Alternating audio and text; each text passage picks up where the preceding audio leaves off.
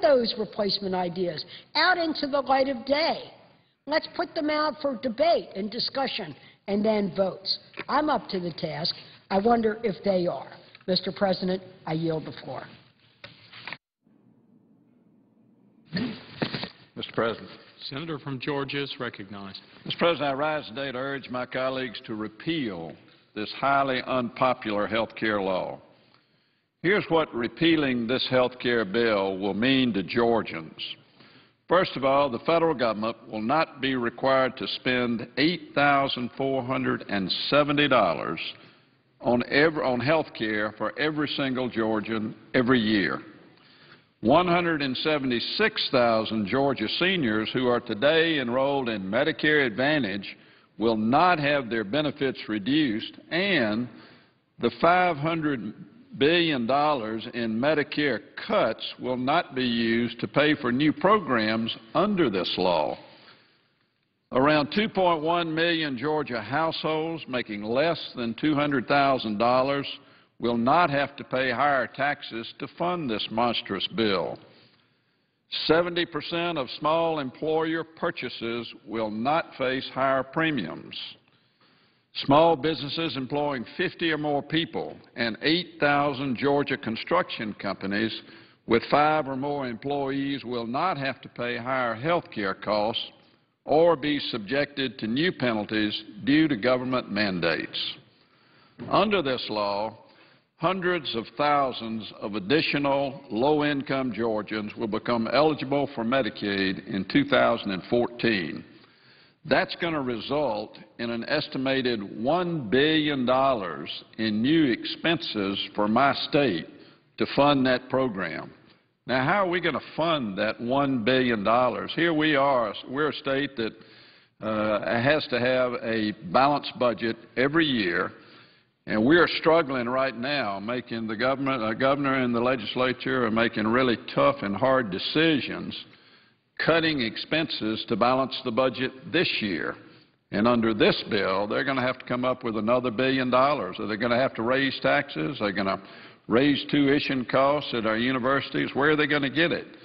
We don't know the answer to that, but that's what this bill would require. While states work to prepare balanced budgets in anticipation of Medicaid expansion, they'll not be given the flexibility to make prudent, market-based decisions to improve their fiscal outlook. The governor of Georgia has put forward proposals like ending Medicaid coverage of dental, vision, and podiatry treatment for adults. These are painful decisions that states are being forced to make, but the health care law requires states to maintain eligibility levels for beneficiaries in order to keep their federal Medicaid dollars.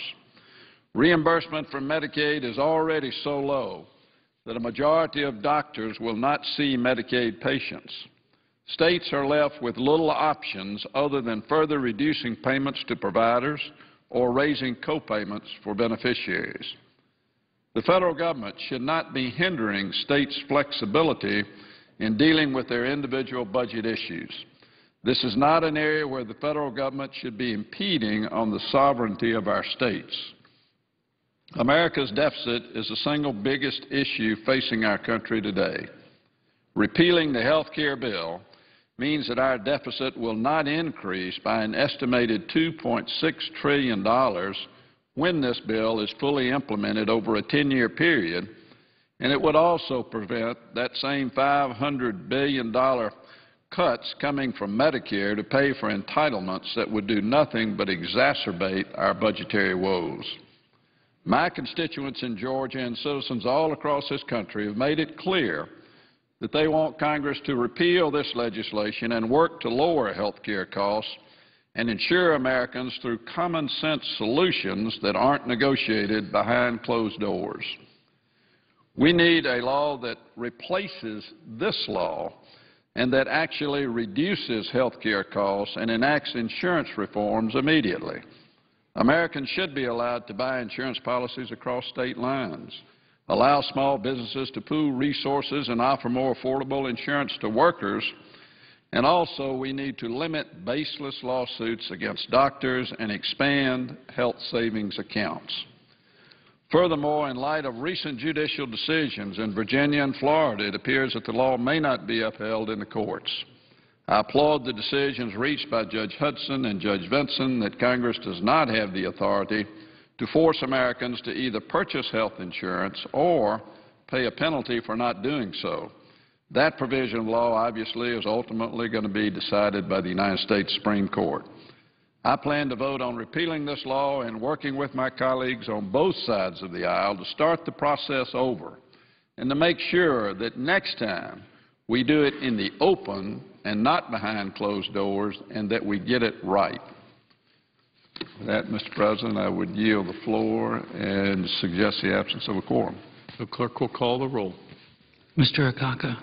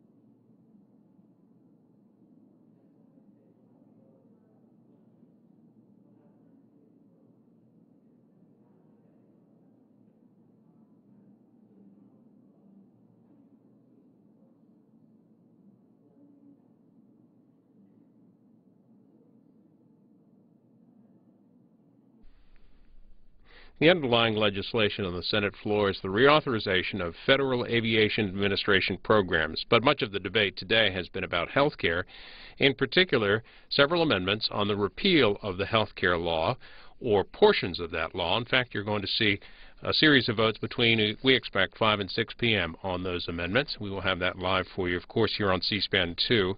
On C-SPAN at this hour, Robert Gibbs, White House spokesman, has just started the briefing. You can follow that live, and likely talking about the fact, too, that the President has signed the START Treaty, the cornerstone, as President Obama called it, of the U.S. relations with Russia. That treaty was signed in the White House today with Secretary of State Clinton, among others, in attendance.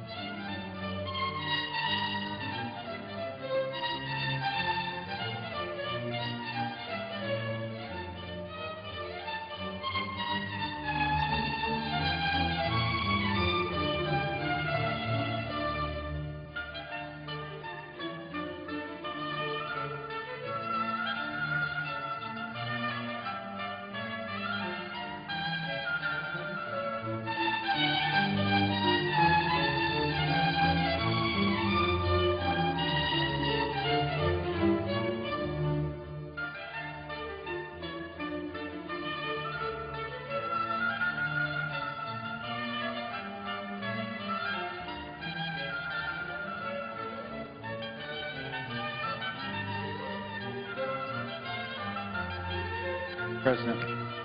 Senator from Arkansas is recognized. Mr. President, are we in a quorum call right now? We are. I would ask that that be dispensed with. Without objection, so ordered. Mr. President, thank you.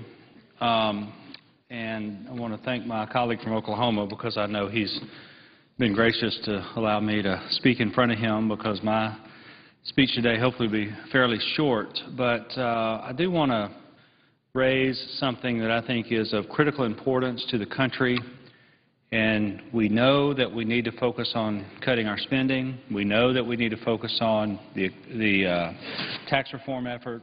I think everybody generally agrees on that. They may disagree on what the particulars would be, but they agree that we need to do those two things. But the third thing that we also must do is we must focus on the economy and jobs. And this is something that we have seen in this country over the last 2.5 years. We've gone through a very harsh, very difficult recession. We've seen an unemployment number that stays stubbornly high. We've seen a lot of topsy-turvy economic numbers over the last 2.5 years. And I believe in the Congress, in the House and Senate, and at the White House, we need to set the table for job creation and economic growth in this country, and we need to do it in a very smart way. So, Mr. President, today I am here to talk about the Angel Investment Tax Credit Bill that I am introducing. I want to encourage my colleagues to consider reading the bill and consider becoming co-sponsors.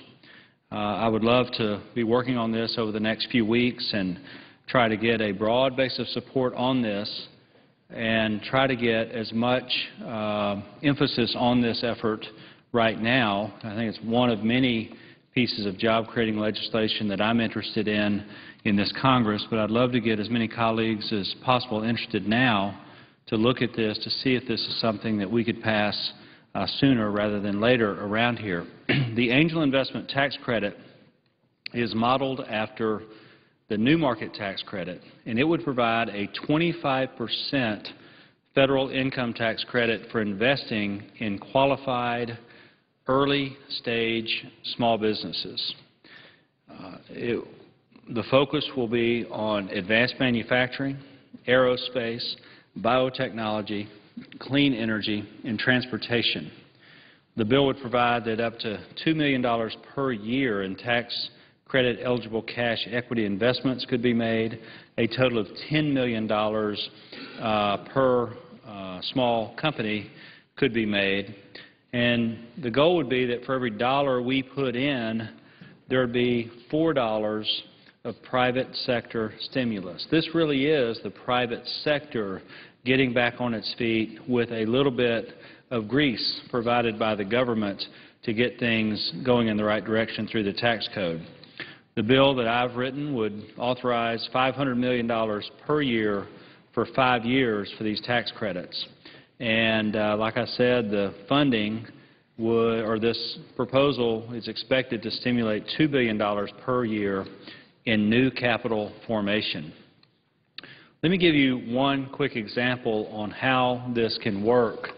And there's a company here, J.B. Hunt. These are all these companies that are on this chart here started with angel investment to get over the hump. What happens is someone will have a good idea. They think they can innovate. They think they can produce. They think they can have value in the marketplace, but they can't get the capital in order to get established. They can't quite get over the hump. J.B. Hunt Company is now a $5 billion company. It employs 14,500 people and has 400 facilities in 48 states. In 1961, J.B. Hunt had an idea, and he went to 5 poultry company executives with his hat in his hand asking for money. They gave him $25,000 in seed money, and that's what he's done with that company throughout the course of his lifetime. There are lots of examples of folks like that. HP, there's a company in Arkansas called Nanomec, and Blue and Green, and other companies that we've seen do this. But many of these companies are very much household names. Google, Facebook, Amazon, eBay, Apple, all of these companies started with angel investment to get them through what they call the valley of death. And the valley of death is usually that period where it's gone from the idea stage to the marketplace, and they usually need somewhere between $1 and $4 million to really get their ideas to market. Our bill is designed to bridge that gap and cross that valley of death so that we can see a lot of startup companies come into the marketplace. We're looking for the next J.B. Hunt. We're looking for the next Apple, next Amazon. We're trying to find the next HP, whoever's out there who has great ideas, who wants to come in and invest. Angel investment led to the creation of 250,000 jobs in 2009. 2009 wasn't a great year, but angel investment led to the creation of 250,000 jobs, and this represented about 5% of all the new jobs in the U.S. So this can have a measurable impact. This can really move the needle in the right direction. And I think that the time is now for us to work on this. Again, I'd encourage my colleagues on both sides of the aisle to read the legislation if they're interested. I'd love to visit with you about it. And I'd love to get this bill moving through the system as quickly as possible. Mr. President, with that, I yield the floor. Thank you. Senator from Oklahoma is recognized. Mr. President, there's been some confusion and moving around of time, so while I was supposed to be earlier, let me just ask unanimous consent that I be allowed to speak as if in morning business for such time as I would consume. Without objection, so ordered. I would say to my friend from Arkansas who just spoke that I know a little bit about the program you have, and in fact you're fully aware, the Senator is fully aware that my daughter Molly is a marketing professor at the University of Arkansas who has talked about this very concept. I don't know why all of the successes have gravitated to Northwest Arkansas, but it seems like they have. Maybe this has something to do with it, but I'll look forward to following through with you on this program. Mr. President, I want to mention a couple of things that I've been wanting to talk about, but I'm here actually to describe 2 amendments that I have to the FAA bill. The first thing I'd like to say, though, is I'd like to say publicly how proud I am of the new Attorney General, Scott Pruitt, that we have in the state of Oklahoma. He is now taking the leadership in suing to determine the constitutionality of the government-run health care. We are doing that currently in the state of Oklahoma. I'm looking for some great results from that. And I look at this sometimes, and sometimes you have to ask the very basic questions. You know, if you're talking about a government-run system, and it doesn't work in Sweden, it doesn't work in Denmark, it doesn't work in the UK, it doesn't work in Canada, why would it work here?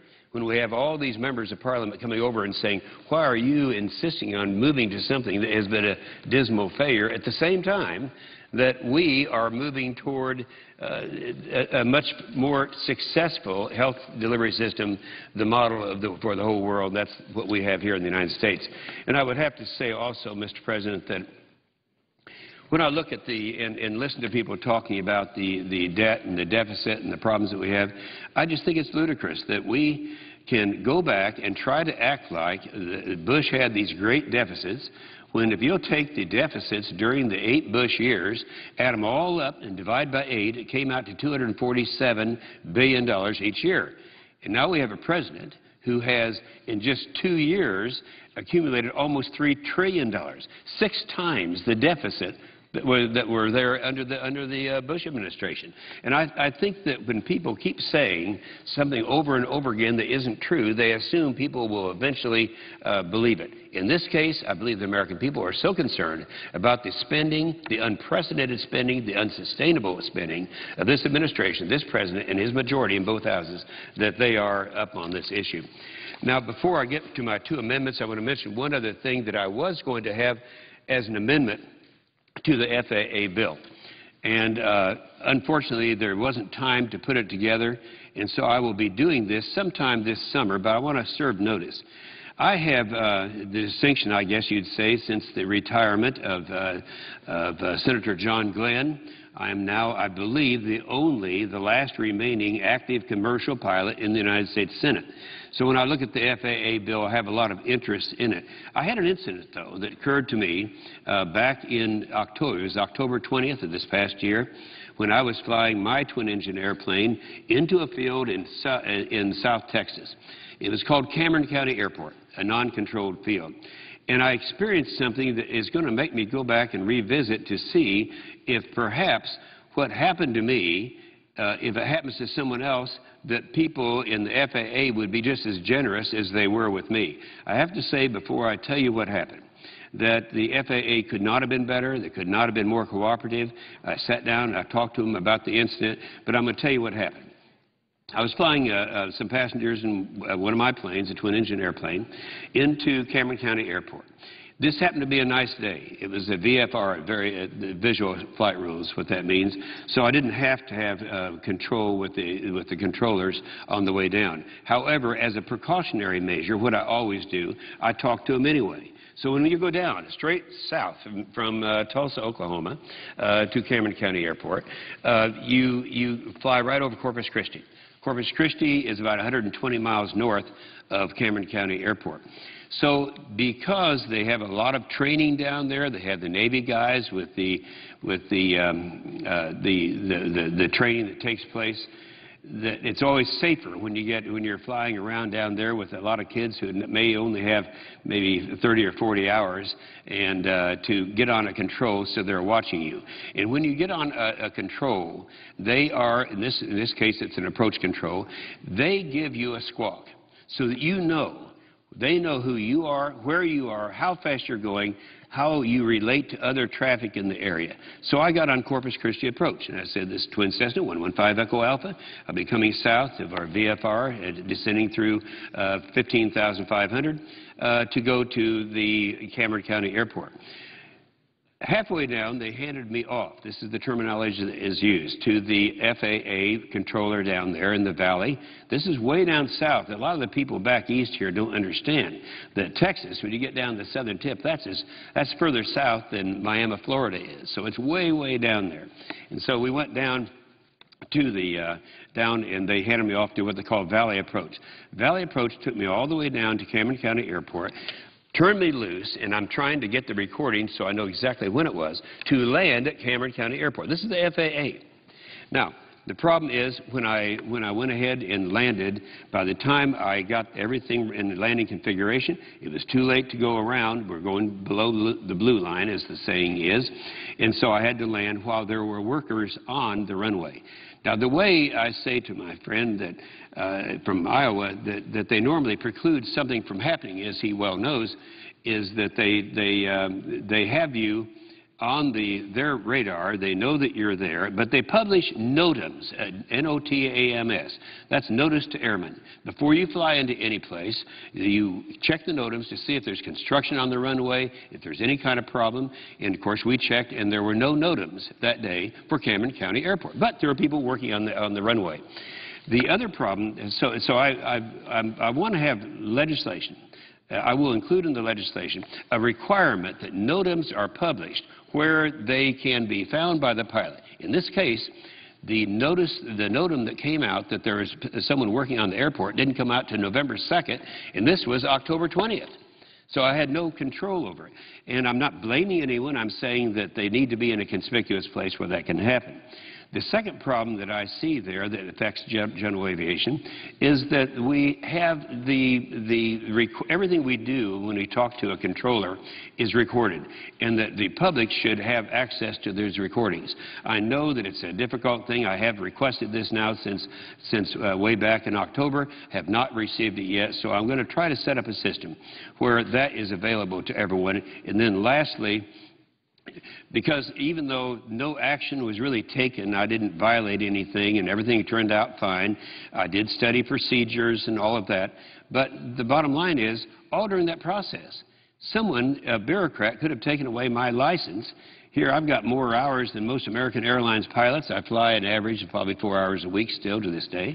And that would be taking away a major part of my life. And that's how serious it is. Many years ago, about 10 years ago, the greatest pilot in America, his name is Bob Hoover.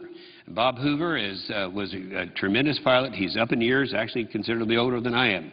And they actually took away his license, and this is called an emergency revocation. I passed a law to require a type of an appellate process. We passed it, and I think a similar thing should be afforded to all members. So, again, I want to say that the FAA could not have been more cooperative and more thorough. But I think we need to change the rules. We'll probably have to do it legislatively. I plan to do that during the summer. Now, my two amendments. The first one is one that I think most people, when they understand, will appreciate, and that is that they are attempting it's my understanding right now there's a rule that is pending. Now, it's not really a part of this legislation directly, but in a way it is, because with my amendment, we would be able to preclude this from happening. The air carriers are scheduled airlines and unscheduled. The unscheduled, they're called charter airlines, other types of airlines, and they're under a different FAR. That's the Federal Aviation Regulation, Part 121, but it's a Subpart S. Subpart S says that if you're an unscheduled airline, you are not restricted to the same problems, the crew rest restrictions that they have for a scheduled airline. Now, there's a reason for this, and the reason is this. A scheduled airline, they're out there every day, and they adjust their schedules for crew rest time. A charter airline doesn't have that opportunity. So they may go a long time, maybe 3 or 4 times what the crew rest would be, and then have to take a longer flight. This does affect our military. Right now, the military, if we're flying blood, for example, into Afghanistan, it's flown in by charter airlines. These airlines will take it down to Qatar, and then Qatar, it'll go in usually on probably a C-17. Now, to go from Rhymstad down to Qatar and back is longer than they can take without crew rest. Or if they take it into Afghanistan, that charter flight would have to do crew rest actually in Afghanistan, maybe in Kabul. Well, obviously they can't leave a civilian plane there under some of those conditions. So the only choice then is that we would have to use some of our lift capacity, the C-17s, to do that. And the problem we're having right now, our C-17s are so overworked, our crews are overworked, and so I believe that exemption should continue to take place. And we'll be trying to pass this amendment. I'm going to try to get in the queue. This is actually our amendment number 7. The other amendment I have, I'm very sensitive to because I have participated in these programs. There are a lot of voluntary organizations, volunteer pilots. I've done it at my own expense, taking care of helping heart patients get around different places, flying in to help people out. And a lot of pilots are very generous with their equipment and their time and their money, and they do this. And what I wanted to do is give them a release from some of the liability that you'd otherwise be exposed to. In other words, these people are doing this at their own expense, on their own time frame, but they are also exposing themselves to major lawsuits. So these are the two amendments. That happens to be amendment number 6. I will be trying to get that in the queue after tonight's votes so that perhaps we'll be voting on it sometime between now and Tuesday. With that, I appreciate the patience of my friend from Iowa, and I yield the floor.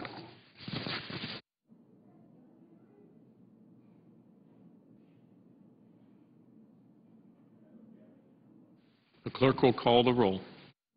Mr. Akaka?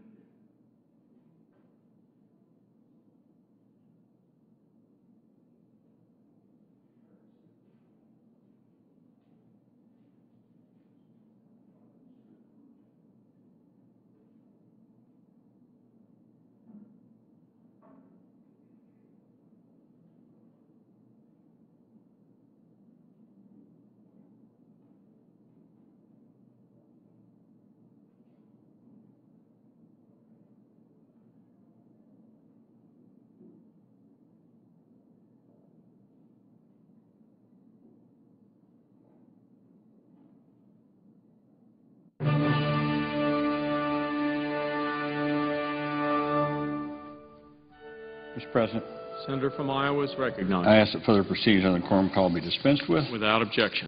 And Mr. President, I ask unanimous consent that Stephen Brenner and Kirsten Abel of my staff be granted 4 privileges for the duration of today's session. Without objection. Mr. President, if there's one clear message that voters sent in the last election, it's that they want Democrats and Republicans in Congress to cut out the bickering and the partisanship and to focus like a laser beam on boosting the economy, creating jobs, and reducing the deficit. So I find it absolutely astonishing that the Republicans' #1 priority, indeed their obsession almost, in these opening weeks of the new Congress, is to launch bitter new partisan attacks on the new health reform law and an attempt to repeal it in its entirety, something that would cost hundreds of thousands of jobs and add $240 billion to the deficit just in the next 10 years. It would be sufficient to oppose this reckless amendment strictly on budgetary grounds. As I said, it would add $240 billion to the deficit in the first decade, and nearly $1 trillion would be added to the deficit in the second decade if we repeal the Affordable Care Act. Now, the sponsors of the repeal amendment have proposed no offsets whatsoever. So for all of the Republicans' crocodile tears over big budget deficits, their first action in the new Congress is to propose adding nearly $250 billion to the deficits over the next 10 years, and over $1 trillion in the second 10 years. Now, the Congressional Budget Office is our only objective, nonpartisan referee when it comes to budget projections. CBO has told us in no uncertain terms that the McConnell amendment, the repeal amendment, will add $240 billion to the deficit this decade. Now, the Republicans' response is to attack the credibility of CBO, the Congressional Budget Office, and to claim that the hundreds of billions in budget savings thanks to the new health reform law are based on, quote, gimmicks. Well, that is complete nonsense. The budget savings in this new law are real. If anything, CBO has underestimated the savings that will come about, especially as a result of the robust wellness and prevention provisions in the new law, provisions that will keep Americans healthy and out of the hospital in the first place. I would simply add that if the savings in the new law were based on gimmicks, then those gimmicks would certainly show up by the second decade of the law's implementation. That's the nature of gimmicks. They eventually get exposed. But the savings in the new law actually skyrocket in the second decade to nearly $1 trillion. So to wildly assert that the savings in the new health reform law are based on gimmicks is flat wrong. It's irresponsible. So let's be clear. The Republicans' obsession with repealing the new health reform law is not based on budgetary considerations. It is based strictly on ideology. They oppose the law's crackdown on abuses by health insurance companies.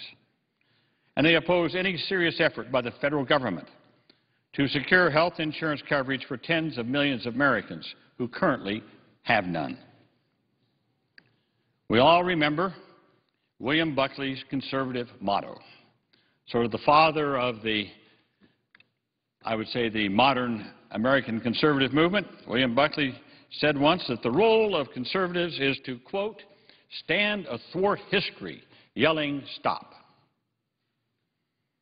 Well, in 1935, Franklin Roosevelt and the Congress passed Social Security, providing a basic retirement security for every American.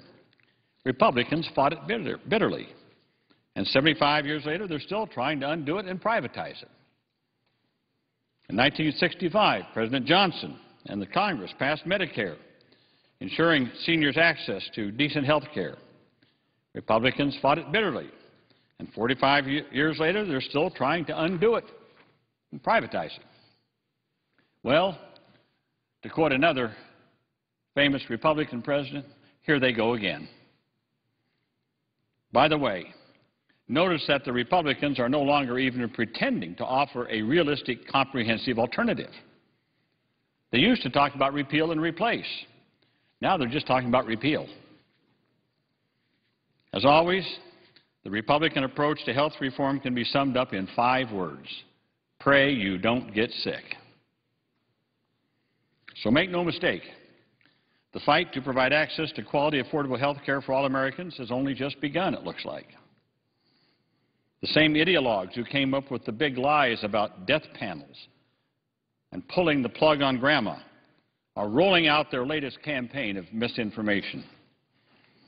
Well, the good news is that this time around, the dynamics of the debate have shifted. Just as I long predicted, as people learn more about the great things in the Affordable Care Act, the benefits and protections that are now guaranteed by law, support for health care reform is growing steadily. As time goes by and people learn more about what's in it. A year ago, we were bogged down in the messy, frustrating politics of passing a bill.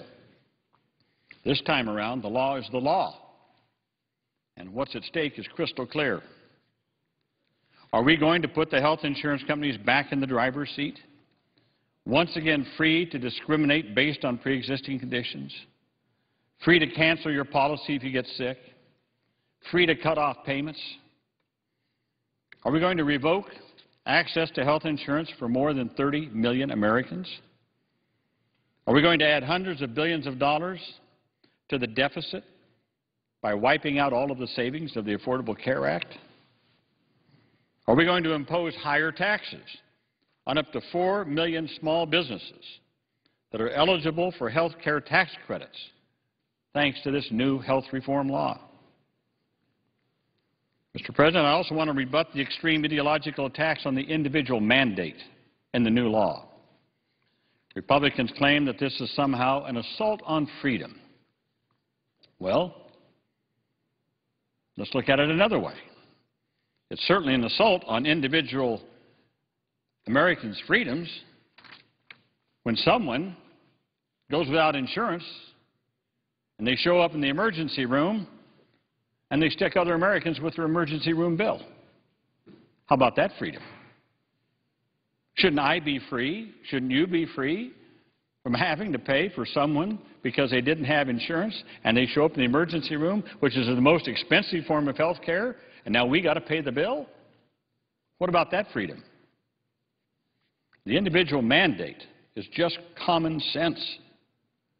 And that's why so many Republicans supported it in the past. Senator John Chafee's reform bill in the early 1990s included an individual mandate. It was supported by a number of Republicans, some who are still here. Republican Senators Grassley, my colleague from Iowa, Senator Hatch, Senator Lugar, all supported that individual mandate. More recently, the original Wyden-Bennett bill, that is Senator Bennett, Republican from Utah, included an individual mandate. It was supported by Senators Alexander, Crapo, Corker, Graham, and Grassley. And as we all know, the individual mandate was a critical piece of Republican Governor Mitt Romney's health reform in Massachusetts. As I said, it's just common sense. By eliminating free riders and putting everyone in the risk pool, we keep rates down for everyone. And it's the only way that people with pre-existing conditions are not left out in the cold. So it comes down to this, Mr. President. As we learned, I was just watching over the last few weeks the HBO series that's now on DVDs about John Adams. And what the early colonists finally realized is that they could enhance their freedom. They would have more freedom if they stuck together, if they worked together, if they joined together. The same is true here in health reform. When everyone is covered and no one is left out, we enhance individual liberty. So health reform is all about freedom. Freedom from the fear that if you get sick, you won't be able to afford a doctor. Freedom from the fear that a major illness will lead to financial ruin. These are the practical freedoms that really matter to Americans. Mr. President, I can't tell you how many people have come up to me to thank me and other sponsors for passing the Affordable Care Act. They tell me how it has personally affected their families in profoundly positive ways. So let me first tell you about Sarah Postcanny of Cedar Falls, Iowa. She was diagnosed with Crohn's disease when she was 15 years old. During her first year of college, she ran into complications from Crohn's, which forced her to drop classes in order to heal after multiple surgeries. Because she was no longer a full-time student, her parents' private health insurance company terminated her coverage. 4 years later, she found herself, are you ready for this, $180,000 in debt and was forced to file for bankruptcy. Sarah was able to complete one semester at Hawkeye Community College, but could not afford to continue. Because of her earlier bankruptcy, every bank she applied to for student loans turned her down. With the new health law, people like Sarah will be able to stay on their parents' health insurance until they are age 26. This is a real person. This is a real story. These are real people. So, they want to repeal this. They want to tell Sarah, sorry, Sarah, can't help you any. And we can't help other young people like you stay on their parents' policy until they're age 26. Or we could consider the case of Eleanor Pierce, also of Cedar Falls, Iowa. When her job with a local company was eliminated, she lost her health insurance. Now, she had the option of purchasing a COBRA insurance, but it was completely unaffordable. So she searched for coverage on the private individual market, was almost universally denied access because of a pre-existing condition of high blood pressure. The only plans that would cover her came with premiums she could never hope to afford without an income. So Eleanor, at age 62, suffering from high blood pressure, had no choice but to go without insurance and hope for the best. But, Mr. President, hope for the best is no substitute for regular medical care. 1 year later, Eleanor suffered a massive heart attack. And when all was said and done, she'd racked up $60,000 in medical debt. So, Mr. President, real people, real problems, and real solutions. We need to get beyond the ideological obsessions and listen to ordinary Americans, victims of the old, broken, sick care system. Americans have a clear message. The new law has important new benefits and protections. Don't take those protections away. Nearly half of non-elderly Americans have some type of pre-existing condition, like high blood pressure, arthritis, heart disease. The new law outlaws the denial of coverage based on pre-existing conditions. The McConnell Amendment on repeal takes that away. The largest health insurer in California used technicalities to cancel the policies of women who got breast cancer. The new law outlaws the practice of canceling policies when people get sick. The McConnell Amendment takes away that protection and restores the right of health insurers to return to that despicable practice. The new law prohibits insurers from imposing lifetime limits on benefits. The McConnell Amendment sweeps that away. The law allows parents to keep adult children on their policies until age 26, as I just spoke about with Sarah. The McConnell Amendment takes that away. Mr. President, I want to briefly mention the destructive impacts the McConnell Amendment would have on my state of Iowa. One, it would raise taxes on more than 260,000 Iowans by taking away tax credits to help them purchase health care coverage. More than 8,300 young adults in Iowa would lose their insurance coverage through their parents' health plans. Tens of thousands of Iowa seniors would face higher prescription drug prices and once again would have to pay a copay for preventative services, such as colonoscopies and mammograms, which now they can get without a copay. And of course, the 1.9 million Iowans with private coverage would once again be vulnerable to the whole range of abuses and discriminatory practices by the health breast cancer, or putting a lifetime cap on, or an annual cap.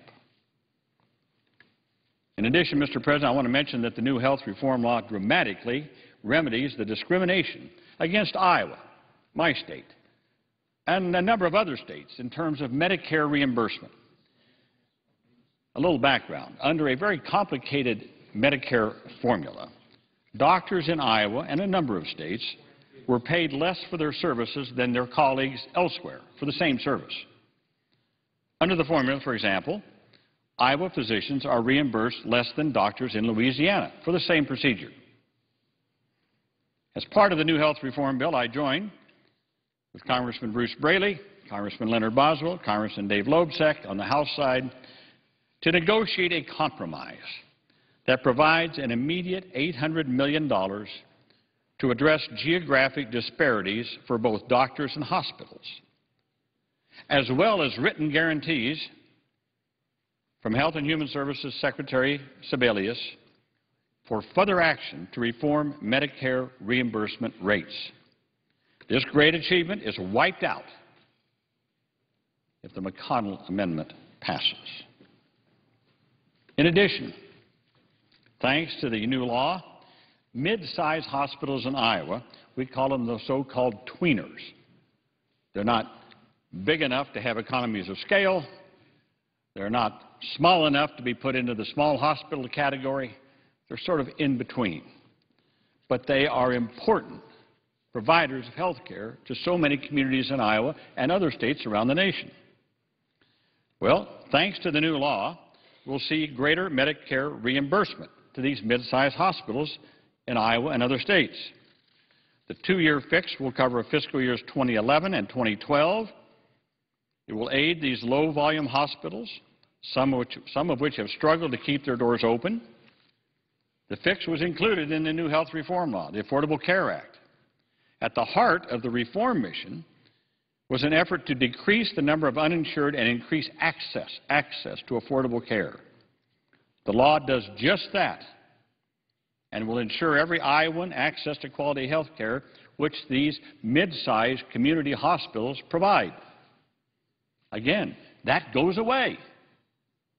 That goes away if the McConnell amendment prevails. We fought very hard to get that compromise in to protect these tweener hospitals, wiped out by the McConnell amendment. Finally, Mr. President, I want to mention the many millions of Americans who will be denied health coverage if the McConnell amendment passes. The Republicans apparently reckon that middle-class Americans who already have health insurance don't care about those who are not so fortunate. I couldn't disagree more strongly. I believe Americans do care about the uninsured, and they are well aware of the devastating human costs of repeal. Nearly 45,000 Americans die each year in part because they don't have health insurance. With this landmark law, we are ensuring at long last that every member of our American family has access to quality, affordable health care as a right and not a privilege. As a right and not a privilege. I believe the American people, even those that have good private coverage, understand deep down that it is not right in our society for 30 million Americans to go without health insurance coverage and the devastating effects it has on those individuals and their families when they don't have that health insurance coverage. So, Mr. President, the American people are not going to allow the Republicans to take away this great humanitarian achievement. Humanitarian achievement. So I urge my colleagues to oppose the McConnell Amendment. It blows a huge hole in the budget deficit. It destroys hundreds of thousands of jobs. It repeals the Patient's Bill of Rights, allowing health insurers to return to the same old abusive and discriminatory practices. It revokes health insurance coverage for tens of millions of Americans. Instead, let us listen to those voices of the American people who have cried out for so long for health reform. Let's get rid of the ideological obsessions. If there are things that need to be fixed, we can fix them. I've said many times, the health reform law, this is not the Ten Commandments written in stone for all eternity. It's a law. We pass laws. No laws are perfect. And sometimes you've got to make changes. We make changes in laws all the time. We're about to make a change in part of the health reform law now that dealing with small businesses. Fine. These things need to be adjusted and worked on as we go ahead. They should be done in a non-ideological and in a, hopefully, bipartisan fashion. But to propose that we repeal everything, repeal it, makes no sense. So let us move forward to build a reformed health care system that works not only for the healthy and the wealthy, but for all Americans. Mr. President, I mentioned in my remarks about how we had changed the law for Medicare reimbursement to benefit certain Iowa hospitals. And because of that, many of the hospitals in Iowa were going to get a bump up in their payments this year. And I have a chart here. I didn't have time to get it put on a poster. But, for example, St. Luke's Hospital in Cedar Rapids will get an additional payment this year of $794,841 this year. That'll be taken away by the McConnell Amendment, by the way. Trinity Regional Medical Center, Webster County, going to get $434,913 additional this year, taken away by the McConnell Amendment.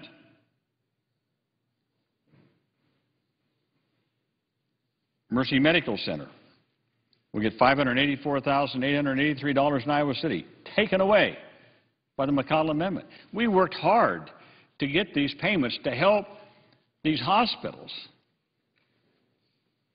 that are under duress and not able to serve people in their communities.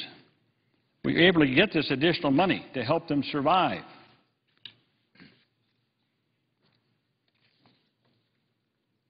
And yet, the McConnell Amendment would take it all away. So, Mr. President, I'd ask consent to put an article by James Q. Lynch that was in the Cedar Rapids Gazette, that was in the Cedar Rapids Gazette, and also a chart showing the reimbursement to Iowa hospitals under our new Medicare rules for 2011. I'd ask that those be printed at the end of my remarks in the record. Without objection, so ordered. So finally, I just say, Mr. President, for those of us in Iowa, in a small rural state, with a lot of mid-sized hospitals, with a lot of people uninsured, and quite frankly, we're not in the upper echelons of income in the United States, that for us, this health care law provides immediate protections, immediate benefits, and promises even more benefits as we get to 2014 and beyond. It would be a devastating blow to my constituents in Iowa to have this health reform bill repealed.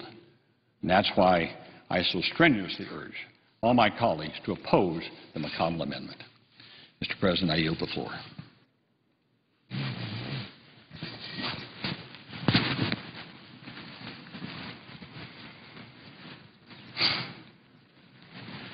Mr. President, Senator from Kentucky. I ask unanimous consent that Senator Isaacson be recognized to speak following my remarks. Is there objection? Without objection. Mr. President, today we will vote on repealing President Obama's federal takeover of health care. This vote will be not only to repeal the specifics of this legislation, but to reassert that we operate under constitutional restraint. When this bill first came up, many on the other side sniffed and were incredulous that we would mention the Constitution. Many on the other side said the Constitution, they really had not even comprehended that the question would be asked, where do you get the authority under the Constitution to do this? Well, interestingly, we do still operate in a society with constitutional restraint, and the courts have now decided that the Commerce Clause does not mean that you can do anything. The Commerce Clause, though, for the last 70 years has gotten larger and larger. I used to joke that you can drive a truck through it now, it's so big. I also used to joke that if my shoes were made in Tennessee, they can regulate my walking in Kentucky.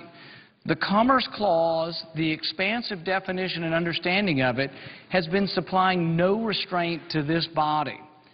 But I think this court case, and I think this bill, is about so much more than health care.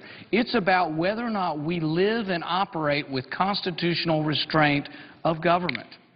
Now, this has been going on for a long time. It started with Wickard v. Filburn back in the 40s, where they told a farmer that he couldn't grow as much wheat as he wanted to. He wanted to grow 20 acres of wheat, and the government said you can only grow 10 acres of wheat. And he said, well, why? And they said, well, because of the Interstate Commerce Clause, we can tell you how much you're going to grow. And he says, well, I'm not going to sell it to anybody. How am I engaged in commerce? And I'm just going to feed it to my livestock. And they told him by not selling it that he could indirectly affect the price of wheat between the states. It was a ludicrous argument then, and it's a ludicrous argument now. My hope is out of this case, as it moves forward to the Supreme Court, that maybe we will see a court that takes a step towards overturning Wickard v. Filburn. That would be the most important case, I think, in the last 70 years in the Supreme Court if we do it. Will we get there? I don't know. But listen to what the Founding Fathers said about this. Many people say, oh, the General Welfare Clause says we can do this, or the Commerce Clause says we can do this. Madison wrote that we would not have enumerated these specific powers and given them to the federal government if we intended for there to be no restraint. Recently, in the 2 federal court decisions, the judges made a point of saying that if you can regulate inactivity, basically the non-act of not buying insurance, then there's no aspect to our life that would be left free from government regulation and intrusion. So I think this court case is incredibly important, more important even than the specifics of the health care bill. There are many reasons why we should have opposed the health care bill and still should, but really number one among them is we need to have a government that operates under the Constitution and operates under a Commerce Clause that was intended to promote free trade between the states and was never intended to allow a government to grow so large and so invasive that it could intrude into every nook and cranny of our economic lives. With regard to the specifics of the health care bill, there were some problems in health care. As a physician, I've seen some of the problems. But you know what the number one complaint I got was the expense of health insurance, the rising expenses. The federal takeover of health care did nothing to that. In fact, has already increased the expenses to those. You see premiums rising. But when you see problems, there are 2 directions to go. We had problems in health care. But you could say, do we need more government or less government? From my perspective as a physician, I saw that we already had too much government involvement in health care. I saw that what we had going on limited competition. You need more competition in health care if you want to drive prices down. So you need to allow insurance to be sold across state lines. You need to allow competition in prices. One of the surgeries that I did was LASIK surgery, where you correct someone's eyes so they don't have to wear glasses anymore. No insurance covers it. And you'd think, well, gosh, maybe this body will get together and force people to buy insurance for LASIK surgery. It's good. It's a great thing. Well, you know what? Without government getting involved, competition drove the prices down on LASIK. So the prices were driven down because the consumer was involved. Same way with contact lenses. You can buy a contact lens for $4, maybe $3. It used to be $20 or $30 a contact. Competition works. So what we should have asked ourselves when we looked at this health care debate, yes, there are problems. Yes, we can agree portability was a problem.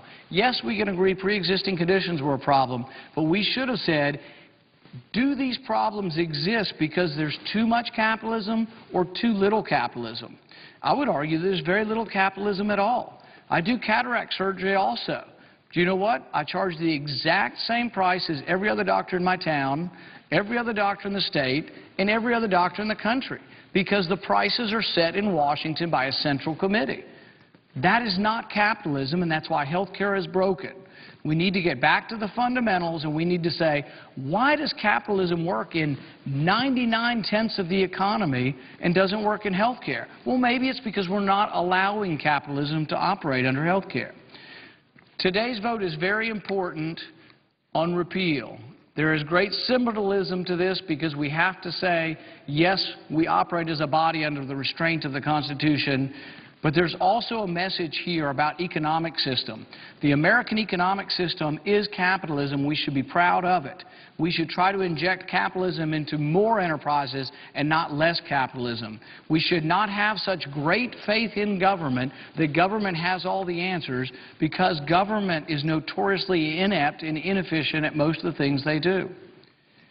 I rise today to support the repeal of the President's takeover of health care.